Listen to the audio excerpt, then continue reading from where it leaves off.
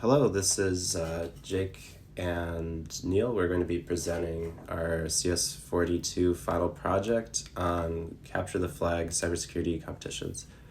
So quickly, a Jeopardy style capture the flag competition is what we're interested in. So just like the game show Jeopardy, you're given a assortment of challenges in different categories with varying point values based on their difficulty.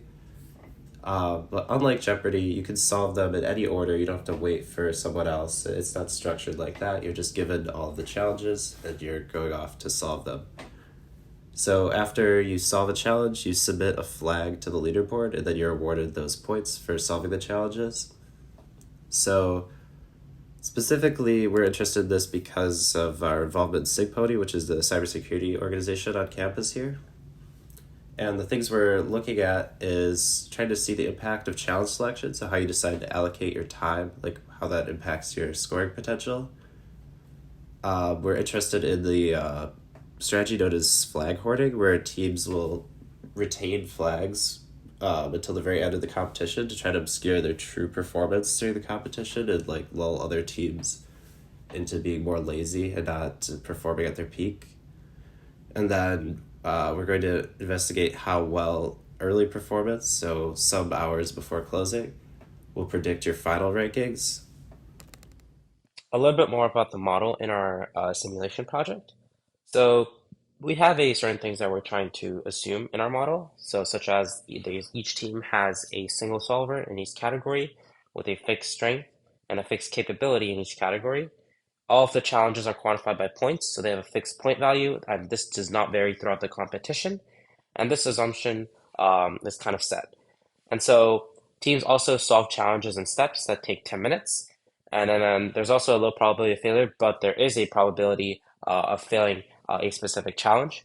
Flag, and then flag hoarding is implemented by a top team to stop submitting to the leaderboard 17 hours before the conclusion of the event. And then teams can immediately start working on challenges and are working starting from the opening of the competition all the way to the end. And then all challenges are released at the very beginning of the competition. And then teams are able to view a public leaderboard throughout the competition, which does have the points at that specific time. And they can view this all the way up until closing. So moving on, here is the layout of our CTF competition. So as you can see, there's a couple of states here, such as the initialization, the select, the finish, the hoard, and the observation. So initialization is pretty simple. It's just when the competition is opened and teams now may start solving challenges. Select is then scheduled, and then hoard is also then scheduled at the hoard time, which is coded into our simulation.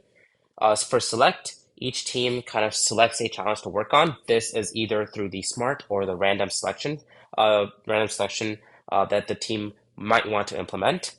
We talk a little bit about this more in our results. And then finish is when the team has either successfully finished or has failed the challenge, but has finished that specific challenge iteration. And so if any remaining challenges are left for the team in that category, then select is immediately scheduled after finish. And then at Horde, the top team may select to withhold their solutions or their kind of results from the leaderboard. And that would kind of update the board status for the top team. And then at observation, this is 3 hours from close. The current standings are recorded for any analysis. So here is kind of the same thing that I've talked about, all of our events in our system: initialization, select, finish, hoard, observation, and completion. This is also detailed in our report. For verification and validation, we kind of draw on our experiences from CTF events and the plethora of like past CTFs, which do have published leaderboard data. So we're able to kind of look at our data, look at our graphs, and see how kind of it validates whatever claim that we have, since the public data is also kind of on a similar pattern.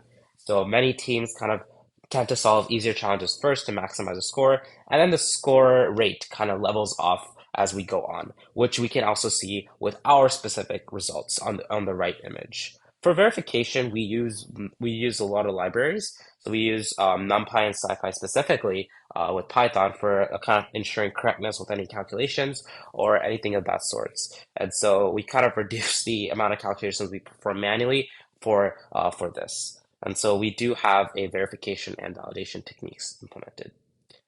Thank you. So now to move on to our results and analysis. So the first output that we're interested in is trying to see how the points earned for a single team varies based on their selection strategy, whether that's smart selection or random selection. So, as described earlier, you're given an assortment of challenges with varying difficulties and points.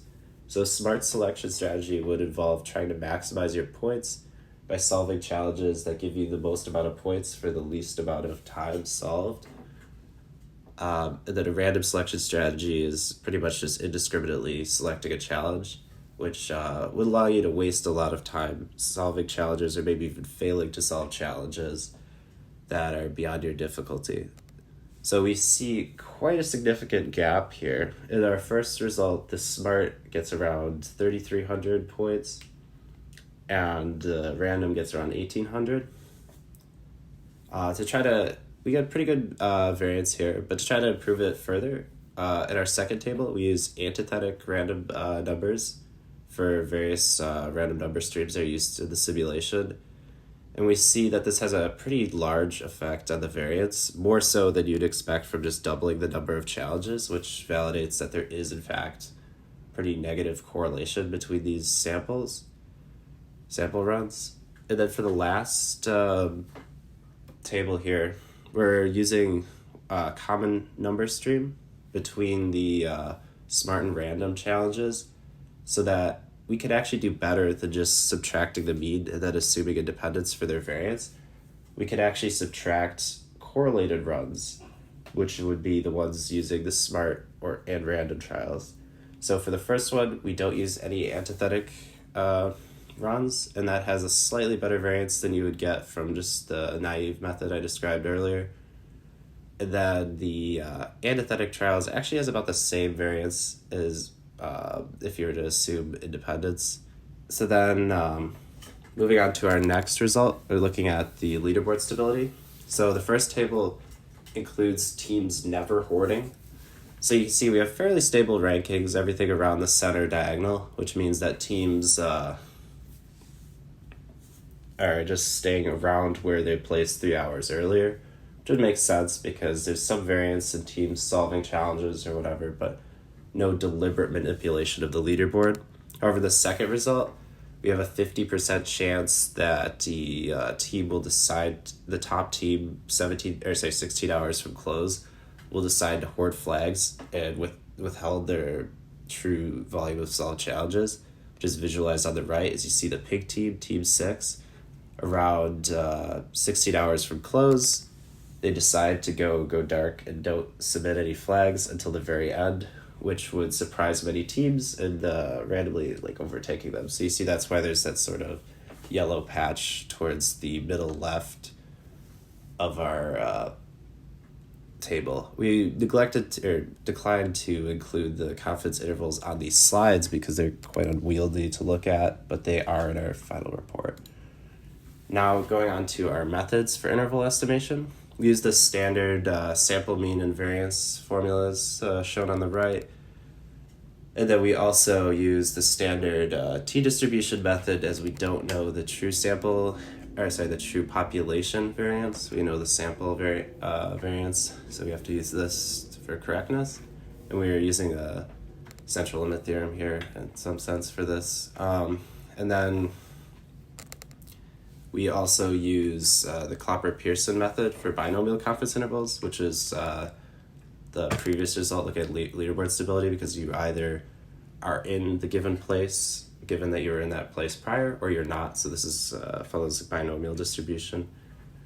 However, we could not include the entirety of how this method works on these slides, so instead we link to the SciPy docs in our final report. To conclude, teams should spend a lot of time carefully selecting which challenge will gain them the most points for the least opportunity cost, meaning that they could be spending time elsewhere, because as we saw earlier, it has a massive impact on your score. And teams cannot rely on the scoreboard to judge their lead and relax their play, because it can be deliberately manipulated, and as we saw, it has a large effect on the ranking. and it could drastically change towards the end.